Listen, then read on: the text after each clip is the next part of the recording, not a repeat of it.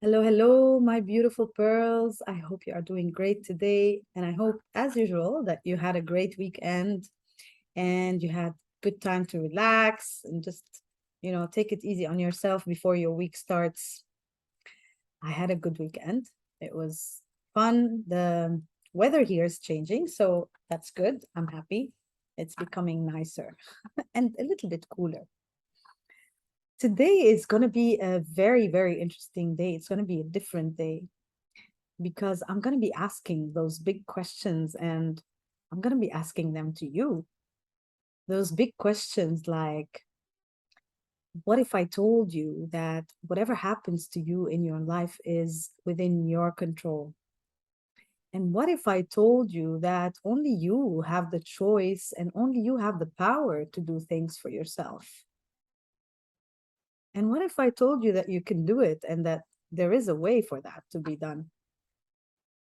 I'm sure this will be very interesting and very intriguing to you. And I'm sure you would want to know how and what is it that you can do in order to make things happen for you. Now, I will share with you my own experience. I will share with you how I did it and what I did and what actually worked for me and how things happened for me rather than to me, or how I actually made things happen for me rather than to me. Because we always tend to, when misfortunes happen to us in our lives, we always tend to find reasons that are not related to us, that are coming from somewhere else, reasons that someone else did this to me, or it was because of X situation or X circumstance, and it's never because of me or you know it's always because of something that is external to you.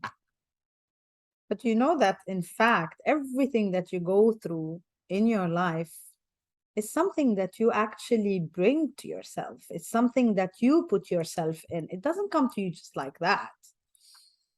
And the best thing about this, I mean, because we don't know, we kind of tend to put ourselves in situations that are not for our own um, liking.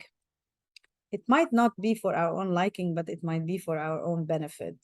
And I'll go into this a little bit later.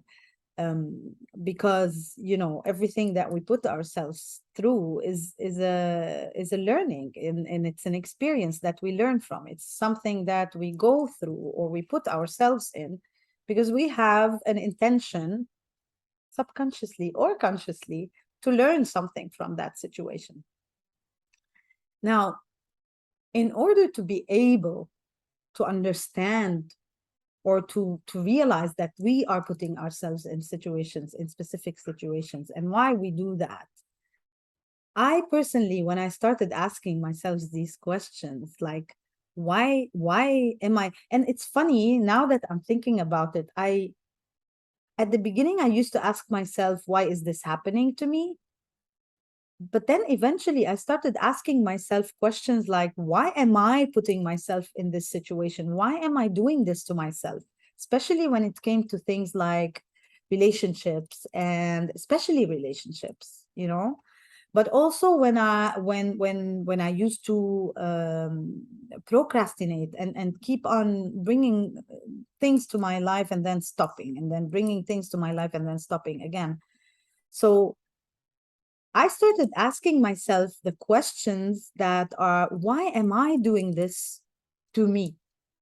And this is when you start getting your those, aha moments that, oh, I'm the one who's doing this. Like, it's not imposed on me. It's not coming from X, Y, or Z, and it's not coming from a certain situation. It's coming from me. I'm doing this to myself. I'm putting myself in these situations and I'm bringing whatever it is to my own life. Now, understanding this is like a very impressive step. If you are there, it's amazing that you are there, because now you know that you are the one creating everything for yourself. If it's happening to you, when you say it's happening to me, it's like you're playing the victim. It's like you're being you're victimizing yourself. Oh no, it's happening to me. while in fact, it might actually be happening for you. And when I say it might be happening for you, I mean that whatever you create for yourself in your life, you are creating it for a reason. And that reason, most of the time, is learning. And this is what I mean by it's happening for you so that you can learn, so that you can elevate, so that your vibration can become higher. And most of the time, what we are learning are values. They are values, they are standards, they are things that we want to have in our life. And we don't know what they are, but when we put ourselves in these experiences, we are learning what these virtues are, the things that we are sometimes missing. Like, I'll give you an example. Like, sometimes we put ourselves in situations where we need to be like, we are always very stressed, and we are expecting things, and we are so anxious to get results.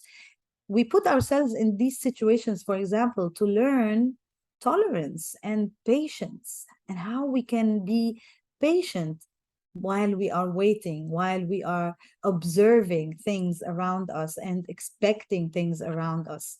So we are learning how to be patient. We are learning tolerance. So this is what I mean when I say that we are putting ourselves in situations that are working for us, or situations that are happening for us, not to us. Now, I'm going to share with you when I started asking myself these questions, like, why am I doing this to myself? What is it that I'm learning? What is it that I'm benefiting from these very specific situations?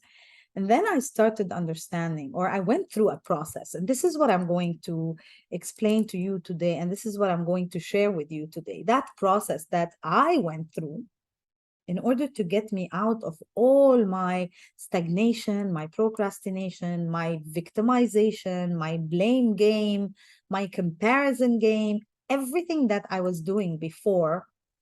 And I'm not shy to say it, because this is how I learned.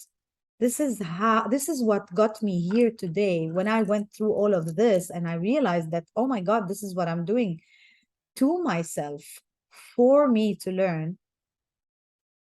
And then I went through that process that got me here today, in a place where I'm no longer living in that procrastination mode.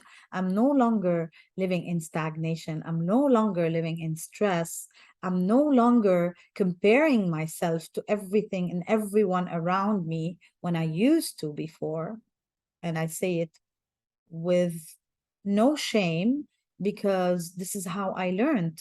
And I learned that I need to stop that, you know? So I used to put myself in situations where I would compare myself to other people, or to people who are succeeding in specific ways. And I am thinking, why is that not happening with me? And why am I not putting myself in a situation where I can actually succeed as well? So I went on this journey that I always mention, and I'm telling you about again now. This awakening journey that I went on was, it started specifically because I was asking myself these questions. Why am I putting myself in all of these situations that are bringing me sorrow, sometimes bringing me pain, sometimes bringing me knowledge? I mean, most of the time they were bringing me knowledge, but that knowledge I was getting through struggle, and through feeling the pain, and through feeling the hurt.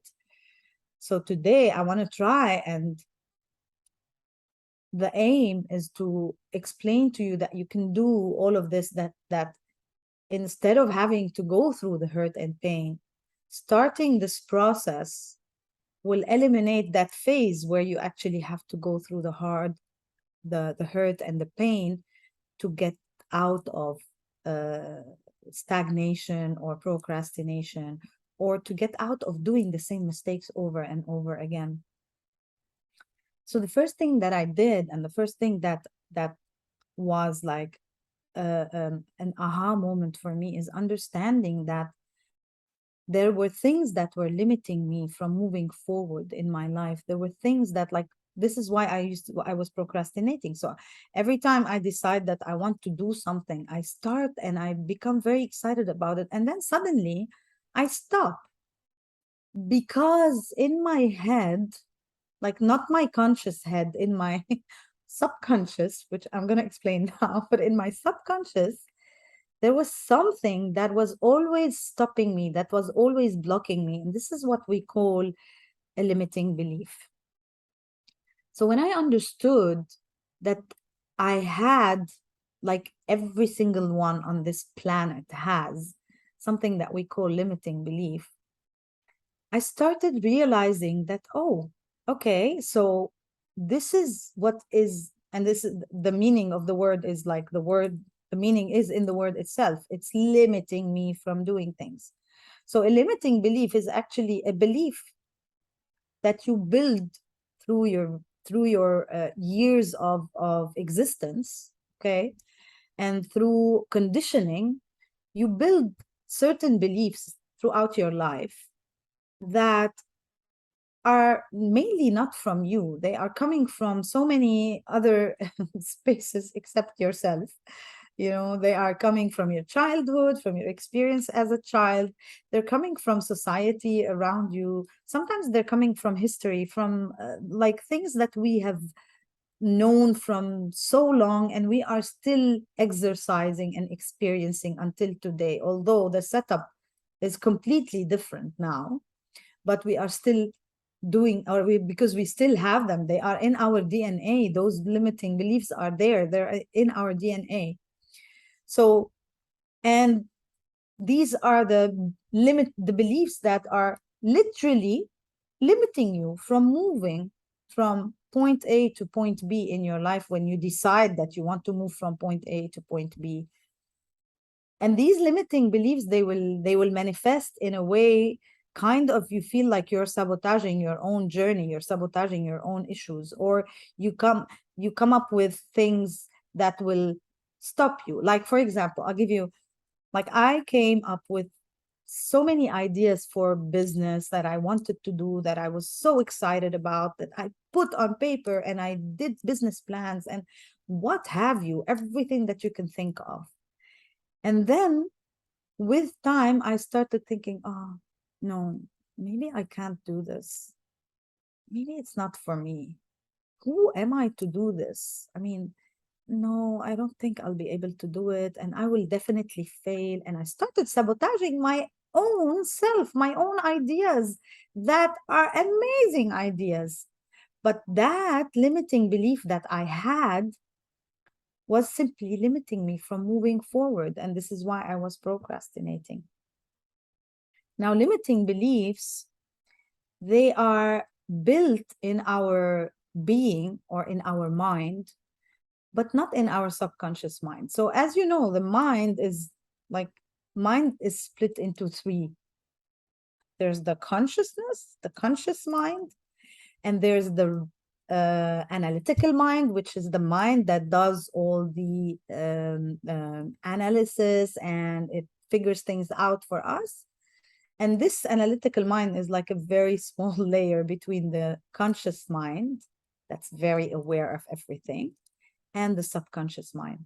And our subconscious mind is basically almost the whole of our brain.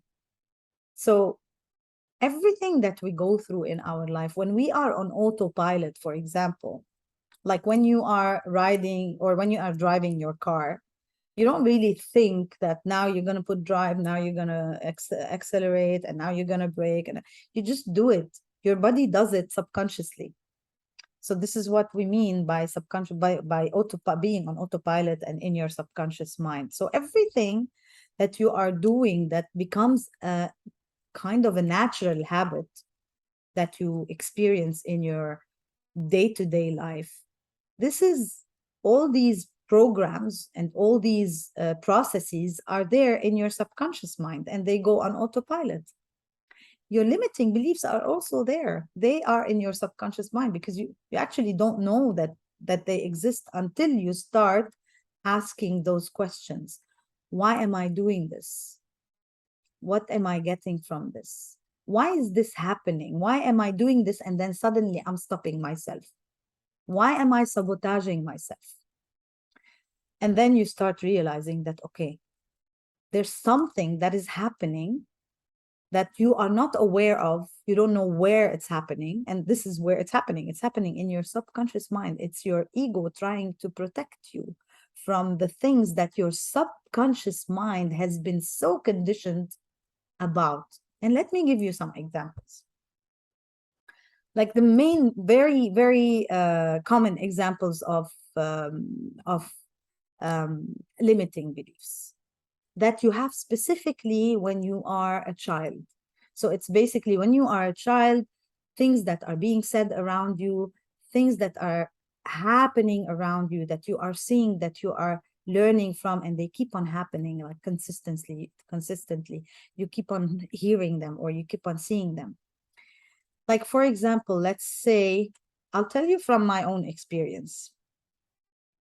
So when I was a kid, my mother always used to tell me, like, she used to tell me, I'm doing this because I love you. And let's say she would hit me, which is true. Okay. And this is very, unfortunately, this is apparently very common in our culture. And that abuse to a child is not something that is understandable, you know, even if they think that this is the way everybody was raising their kids. It's wrong. Let me put it out there. It's wrong. So basically, when we were kids, when I was a kid, and my mom would tell me, like, I have to eat, and if I don't eat, she would hit me, and she would say, I'm doing this because I love you. As a child, this is like 1 + 1 = 2. The association in my brain as a child would be that love is hurtful because it's causing me pain. She is loving me, but she's hurting me. So for me, love meant being hurt. And love meant if love was going to come into my life, it's coming with a lot of pain. And this is exactly what I was experiencing throughout my life. Every single relationship I had, I laugh at it now because now I know why this was happening to me. And it's not happening anymore because now I'm controlling it. Now I'm the boss. I know. And I released that belief. But before, I didn't know. And every single relationship I used to be in used to end up with so much pain and so much hurt. And even like every single time I fell in love, it was hurtful. This is how dramatic this was to my life. And this is how traumatic this was to my life. And this is a very common limiting belief, by the way. It's very common, especially in the culture, in the like Middle Eastern culture, because this is how parents used to raise their kids, by hitting them and then telling them that they're doing this because they love them. So the association is like amazing.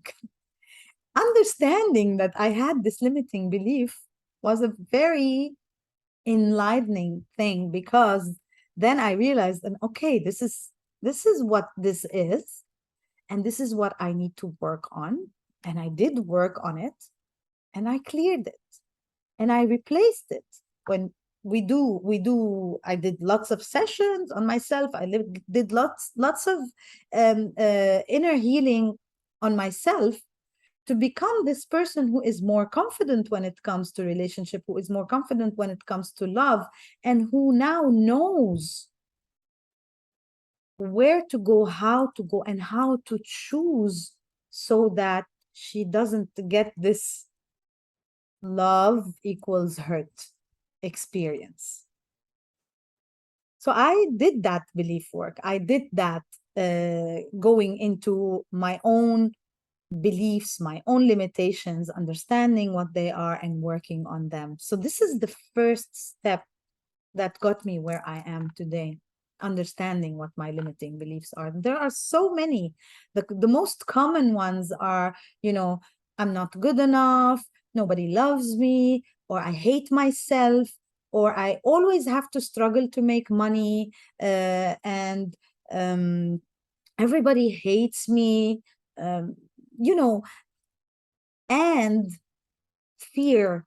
Fear is such a limiting belief that it stops us from doing so many things. And fear is not just, there are lots of people who have innate fears, like being a fear of sounds. This is not something that will build with us. It's something that kind of comes with us. The fear of heights is also something that also comes with us. But there are fears that we develop through our lives, like fear of being judged. This is like a huge thing. Fear of being judged, fear of feeling ashamed. All of these are being built through our conditioning, through our life. And we do all of this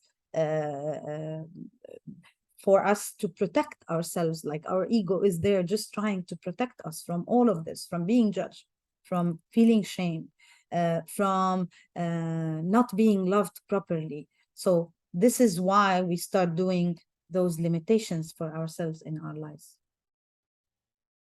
So that's number one, understanding that in our subconscious mind, there are so many limitations that are being built, that have been built throughout all our life by conditioning. And now they became simply there, just like our brakes. Whenever we are in in any specific situation, there's a limiting belief there. That limiting belief just pops up and it breaks any development that we are trying to do in our life. So that's number one. And also another thing about understanding your limitations, understanding your limiting beliefs. There's something that I did, and it's something that anyone who is on a self-discovery journey or on an awakening journey, or trying to understand why things happen, why they put themselves in situations in their lives, they will also go in that direction. When you understand that, oh, you have those limiting beliefs, then you start with a very interesting journey of knowing who you are and understanding who you are and loving yourself because of the limiting beliefs that you've had. I personally figured out that it's the only way for me to get out of my own issues and my own stagnations and my own limitations. I had to be the one leading, and I had to start from within, and I had to. So basically, it's like I'm saying, if I want someone to love me, that person won't be able to love me if I don't even love myself. If I want someone to find me beautiful, or if I desire to look beautiful for others, I want to look at myself in the mirror in the morning and say to myself, not just say it because I want to say it, but believe it. Like when I'm looking at myself in the mirror and I'm looking and I'm saying, Maysoon, you are so beautiful. Because I believe it, not because I'm just saying it so that I say it. And when I believe it, you're going to believe it about me. When I believe that I'm successful, I will be successful. When I love myself enough to be able to get there internally before it happens to me in my life, I will become simply, I will become like a magnet. I will start attracting these things to me just because I am already there with myself. I'm already there. I'm already in love. I'm already feeling successful. I'm already beautiful. I'm already famous if this is what I desire. I'm already amazing. I'm already magnetic. I'm already a mother, having motherhood feelings to children. You know what I mean? So basically, it all starts with you. And at the end, you will see with everything that I'm going to tell you now, it's all you're doing. This journey that you will go through is not going to happen to you. You're making it. It's not going to like come from somewhere and just starts happening. You're making it for yourself. You're realizing, okay, that I want to work on this.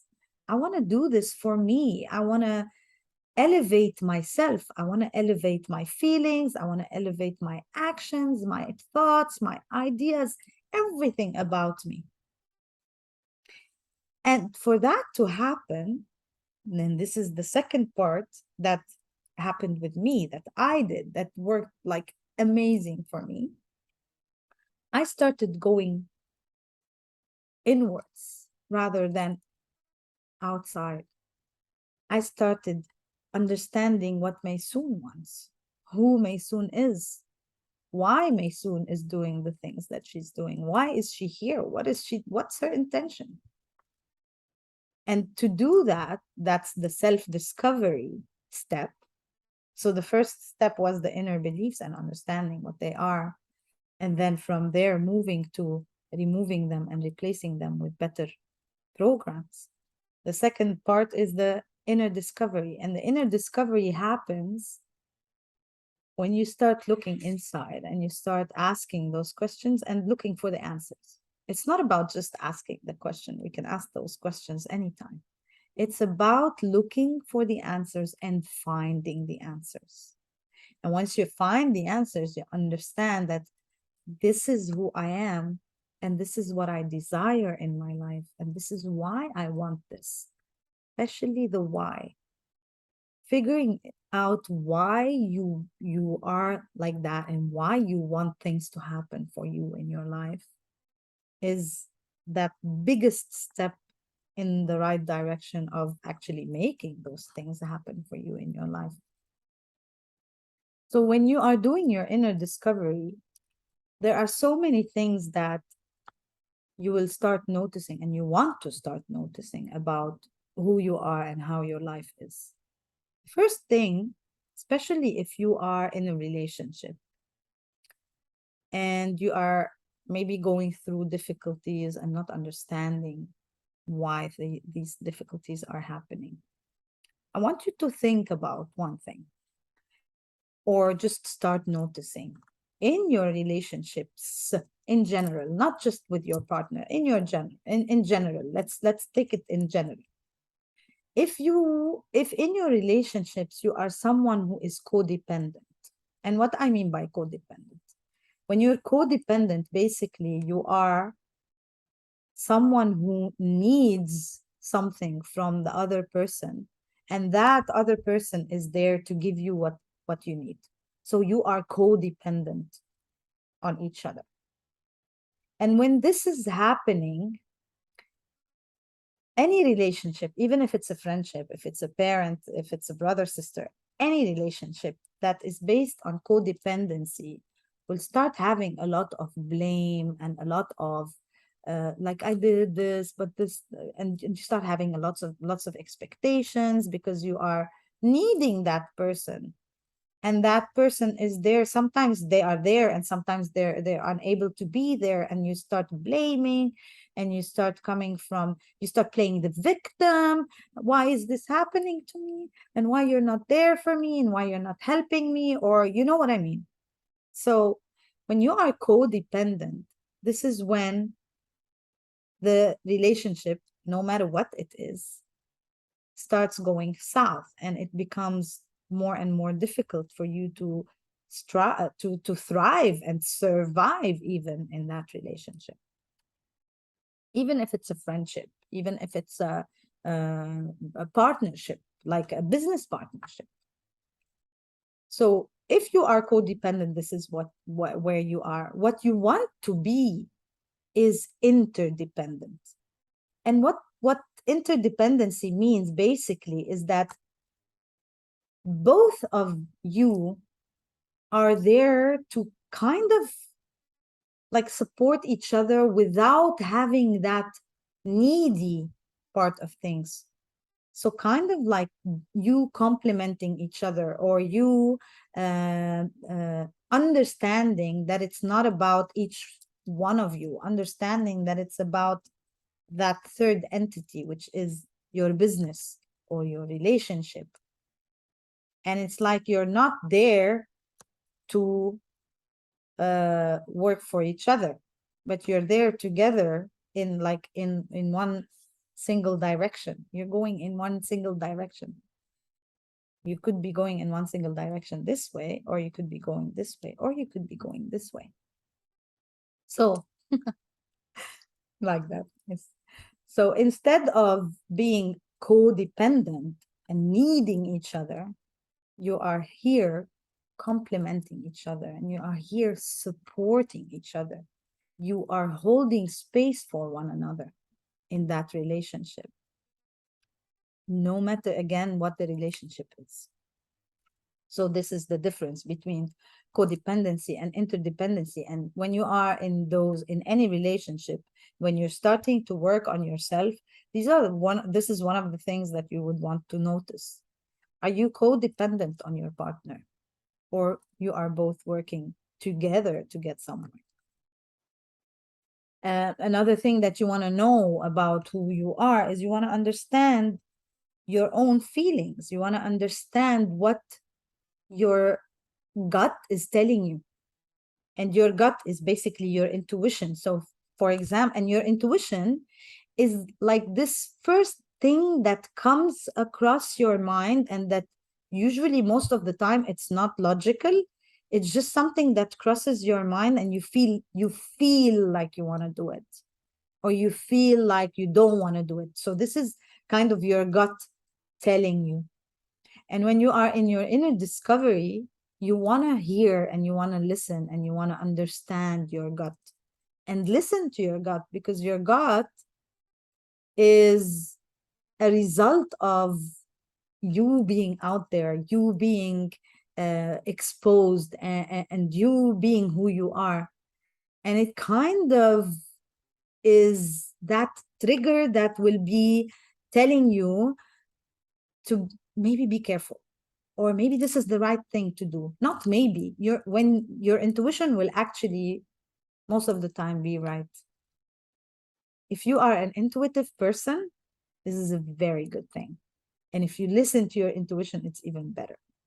I'll tell you something. My intuition is extremely, extremely high, and it's extremely on point.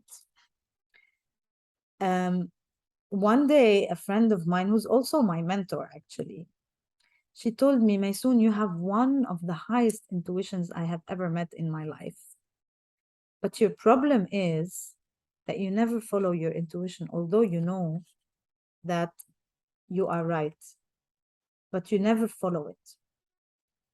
And this was something like that was, she told me this in 2018, and it was an eye opener for me. It was like, really? Okay. So I started checking, and I noticed that she was 100% right. 100%. Like, I've never had any intuition about a person or about a situation that didn't end up manifesting specifically that way eventually. But what I used to do is I used to always give situations or people the benefit of doubt, and chances after chances after chances. So basically, I was repeating the same mistakes over and over again, sometimes with different people, sometimes with the same people. You know, like the saying, fool me once, shame on you, fool me twice, shame on me, is so true. So there was a lot of shame on me in that period. Cancel that. It's not happening anymore, but So I wasn't following my intuition. If I was following my intuition, I wouldn't have put myself in so many situations. But then again, when I think about it now, I also think that those situations, I had put myself in them so that I am here today, so that I have crossed that path of learning, so that I am now able to share those experiences with people. And maybe help them in their own journey, because I've been through it, I've done it, and I know how it feels and what it looks like. And if it's not good, you don't want to be there. So if I didn't put myself in those situations, maybe I wouldn't be able to do this today, and I wouldn't be able to guide today and share this experience, that to maybe support other people and help them in their own journeys. So that's about intuition. So you want to really listen to your intuition, and you want to follow your intuition. It knows a lot, believe me. The other thing is that you want to know what your standards are. What are the things that you are not going to compromise on in your life? What are your standards? What are the no? You know, like, for example, some people, when it comes to relationships, let's say, um, being like, I don't know, I'm gonna take it to an extreme. It's not me, but I'm gonna take it, like, for example, a woman would not accept her partner to have ladies as his friends. So if she knows already that this is one of the standards that she wants in her relationship, she will not allow a man who would have so many friends as females in his life. Simple. But for her to not allow that man in her life, she would want to know that, okay, this is a limit. This is something that I will never compromise on. I would not compromise on having someone, for example, for me, if that person is not generous, i I will not accept that person in my life, whether it's a friend or a husband or a partner or whatever. So basically all my friends are very generous because I cannot be among people who are not generous. This is one of my standards. I cannot be around people who are not funny. Fun for me, like humor for me, is like a very major thing in my life. And if a person in my life is not funny, I cannot be around them. So they will stay in my life for a very short period of time, like literally hours or sometimes maybe days, but that's it. I cannot tolerate it more than that because these are my standards. So knowing your standards will actually help you understand who and what you want in your life and how you want uh, this in your life. So that's also very important when you are doing your inner discovery. And when you're doing your inner discovery, the most important thing is you start realizing what are the things that you want for you. What are the dreams? What are your desires? How you want, like, for example, when you know your standards, it's basically like you're telling yourself how you want people to be in your life, what sort of people you want in your life. And by knowing that, remember I told you that you become magnetic, you become that person who attracts. So if you know your standards, this is what you will attract in your life. If you are lost, you wouldn't know what you're attracting, so you'd be attracting whatever comes your way, or whatever your subconscious mind is used to tell you or used to bring to you to help you and to protect you. Okay, so that's also another thing about the self-discovery. And then you also, when you are doing your self-discovery, what happens is you start realizing that you are so relaxed in your comfort zone, and sometimes knowing who you are and knowing what you want needs you to get out of that comfort zone and push through and go deeper. And sometimes when we go deeper, we might not like what we see. We might not like what there is. But if we get there and we don't like it, that means we have the chance to change it. And no one externally can do that for you. No one. you're the only one who can make that change in who you are and who you want to be. And whether you want to awaken that, you know, champion, I call it. We all have champions inside of us. And it depends on how much conditioning we've had in our lives, how many limiting beliefs we have, how many things that we went through that, made us go down rather than up, or we let them happen to us instead of understanding why they're happening and learning and not letting them happen again because we've learned. Because when you learn, by the way, when you learn something, it stops happening to you because, or for you, because khalas, you've learned. By the way, khalas means that's it. So I'm kind of teaching Arabic as well now. Sorry.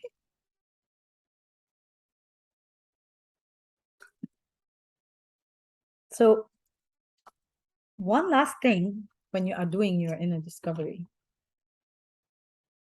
remember that everything that happens is happening for you and you are learning from it. So just remember to be grateful, no matter what. And I actually want to give you like an exercise. I want to give you an exercise and think about it and do it. Maybe just jot it down. The things that you are grateful for, not just the good things. Sometimes we are grateful for bad things that have happened for us notice, in our lives because they were teaching us. So why don't you think about that and write them down? All the things that you are grateful for in your life, whether they are good or whether they are things that are happening now, or that you're grateful for now, forgive me, or whether they are things that have happened to you in the past and maybe they were not good things, but you are grateful that they happened because they taught you, because they elevated you, because they made you become a better person, because they made that champion within you start to awaken. I have a huge list of those. And I have a very big list of a lot of things that I'm grateful for. We usually forget to remember the things that we are grateful for because we are always living in that victimization process and that victimization system that, oh my God, this is happening to me, and oh my God, this is happening to me, instead of thinking, my God, I'm breathing. My heart is beating. I'm so grateful. I can see, I can smell, I can taste, you know, I can walk. The things that we take for granted, be grateful for those to start with. Do that being grateful exercise. It's just such an uplifting exercise that you can, that will make you feel like no matter what happens, you have so much to be grateful for that nothing will, you know, budge you. We all go through a lot of ups, downs, everything. Try this, that list of being grateful. And try another thing. Try to be grateful to specific people in your life who have actually hurt you. And from that hurt, you have learned so much. Write them down, write their names and thank them. And say, thank you for being in my life. Thank you for teaching me that amazing lesson that is now making such a big difference in my life. And you brought that person to you to teach you specifically that. When you think about it and sit and contemplate this idea, and you will see that so much will come across to your mind, and you will start having so many aha moments. And you'll think, oh my God, this is why that person came to my life. Well, he didn't, or she, they didn't come. to your life. You got them to your life because that's what you wanted to learn there and then in the divine timing of your own life. This is when you were supposed to learn this, and that's when you brought that person to you, or that situation. It doesn't have to be a person, it could be a situation that you've learned from. Now, the third thing that I want to talk about. So we talked about limiting beliefs, we talked about your inner discovery and understanding who you are. And these are the two things that helped me in my own journey. The third thing, and this is like the closest to my heart, because it was after me working on my limiting beliefs and after me doing my inner discovery and understanding who I was and what I wanted to do and what I'm here for. This exercise, which is the decluttering exercise, was like the icing on top of the cake, or maybe the cake itself, I'm not sure. But for me, it was like the major thing. And I'm not someone who hoards. Like I don't keep things. And with all that, with all my brain, and I'm very tidy. So with all of that, when I did this exercise and I found how much stuff I had, I was shocked. Because really, really, I didn't think I had that many. So I did this exercise earlier this year, and it was just a mind-blowing exercise, a changing exercise for me. It literally changed my whole life. And it made me take a huge step moving forward in my life for myself, because the energy around me in my own space became so uplifted. I mean, even before, people used to come to my house, they would always tell me that the energy of your house is so nice and it's like very warm and very welcoming, and it's amazing, it's so beautiful. And even with that, I had so many things around, and you can imagine that already like beautiful space, if you want, got uplifted like 1,000 times when I did my decluttering exercise. And decluttering is something that doesn't just happen to your space. But before I move to the other, I want to tell you, like, when you are in your space, everything, as you know, everything has a vibration. We have vibrations. Our vibrations are higher vibrations than, like, for example, the desk or the wall or everything that is not, like, everything that is still. But the vibration of the molecules inside the table or the floor or is very, very low. And this is why it's solid. And the higher the vibration, the, you know, the mellower the shape. So everything has vibrations, and everything has vibrations means energy. So everything has got energy. And the more stuff you have, the more energy you have around you. And this energy is like, it's like weight. It's like you're putting weight around you and you're not keeping space for your own energy to exist, because your energy is very high in vibration. So you need a lot of space for your energy to feel elevated and to feel liberated. And the more stuff that you have around you, the more you will feel like your energy is like just too close. And when you remove stuff from your space, and when you just let your space breathe, it's like you're letting your own energy breathe. And this exercise, lifting that energy up, lifting your space up, will take you from this point up to this point. It's just a completely life-changing exercise, I tell you. However, it's not the decluttering that a lot of people know and think about and they do all the time. That decluttering, that it's just the fact of me saying that you do all the time, then you're not doing it right. If you have to declutter every now and then, it means that you're not decluttering. Because when you declutter properly, it's a state of mind. It's not just having things or not having things. When you declutter your space, but you declutter your mind at the same time.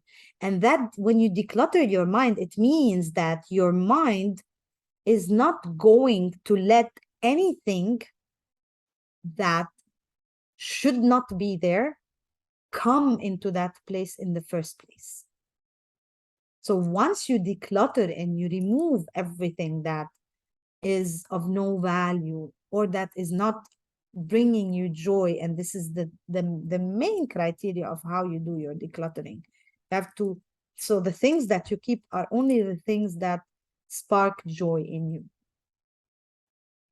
And this is a very specific method.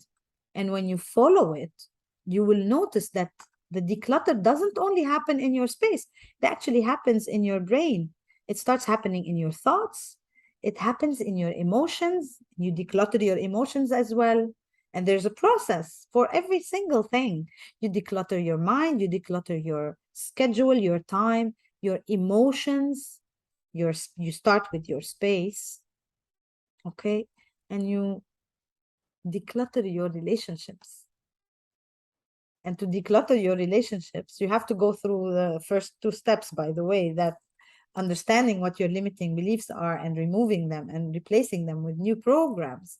And then understanding your own standards and your own desires and what you want in your life, what you want for yourself, who you want to have in your life. Then you start also decluttering what your relationships.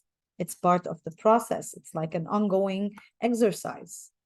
And once it starts, and then it will unfold at the very end with the most important thing, and that is understanding what you want in your life will bring you what you want.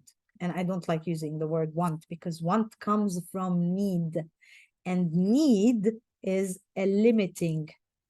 Like, I need something. Because the more you think that you need something, the more you will put yourself in situations in your life that will make you need that thing before getting it.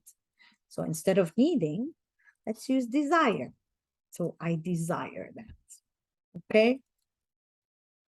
Before I move to the last part, which is like the most amazing part, because it's the result of all of these things that I have been doing and I've been talking about and I have done myself. So the result is that part where you actually make things happen for you. Okay. So before I go to that, limiting beliefs, understanding what they are and removing them, and working on bringing better programs into your life. And these are things that you can do by so many different ways. There's yoga, there's doing sessions, there's Reiki, there are so many energy related um, experiences that you can go through. You can use neuro-linguistic programming, which is NLP, which is also what I will be supporting you with. You can use the healing and energy healing, so many different healing techniques and modalities that can be used for those limiting beliefs to be removed and replaced. Not just removed, when you remove them and you replace them with something much better. Then you want to know what your standards are so that you know what are the things that you desire in your life and what are the things that that are a complete no for you. So after that, when you do your decluttering, because now you know all of this, then your space will be decluttered. Then the decluttering will happen. It's like as a result, you will feel like you want to release your space from so much that is happening, that is making you feel either uncomfortable or claustrophobic sometimes, especially if you have a lot of stuff in your space. And if you're a hoarder, that's because hoarding comes from lack, and lack is a very big limiting belief. that, you know, I have to be in lack all the time, that I have to need, I have to struggle to make ends meet, and I have to struggle to make money. These are limiting beliefs. So I'm giving you so many different limiting beliefs as we go along, but just so you have an idea. So once you do that and you discover all of this and you declutter your space, your time, your schedule, your relationships, your thoughts and your mind and your emotions, now you've become like this very clear space and very ready. I like to say it, ready space. Ready for what? Ready to receive and ready to attract. Because now you know what you desire. Now your beliefs are not going to stop you anymore from getting what you desire. And your beliefs usually stop you because of fear, because they want to protect you, or your ego wants to protect you. And now, when you are ready and when you are open and when your space is open emotionally, physically, and how do you say it? Mentally, you are ready to welcome, you are ready to receive whatever you desire. You start manifesting these things for yourself. Now it's easy to say it, but believe me, it's the truth. And sometimes you don't even need to think, like, not to think about it. Obviously, when you are manifesting, you are thinking about, okay, I desire this in my life, and you live that. You live it. You literally, you are, it's like already happening to you, for you. I don't want to say to you. It's like it's already happening for you. It's already happening in your life, and you live it. And you know the feeling, you know the situation, you know the people, you know what, you know how it smells, you know how it feels, you know what you are hearing, everything. It's like literally you are living it now, and then you just let it go. You forget about it. When you're manifesting, this is how it happens. You desire something so much. And I remember, not now, like I was remembering a few days ago, or maybe a few weeks ago, I was remembering that when I was a child, I used to manifest all the time. And it's like literally those things that you dream of, like dreaming of having a beautiful house in the mountains, things like that, and feeling like you already have it and living that experience. And then you forget about it, you just let it go. The things that we used to dream about when we were kids and we were manifesting those, we wanted them to happen for us in our lives, when we grow up and they don't happen, it's because we have collected throughout all those years all that conditioning, all those limiting beliefs. And this is why the things that we used to dream of when we were kids, don't necessarily manifest in our grown-up life, because they've been blocked all that time. And if this is something that we still desire now, and we work on our limiting beliefs and remove them, and we are now ready, if we dream or desire them again, they will manifest in our life. Because now we are ready. Now the space is there. Now the magnet is working. While before it was there was like a very thick layer of rust on that magnet, and that's why it wasn't working at all.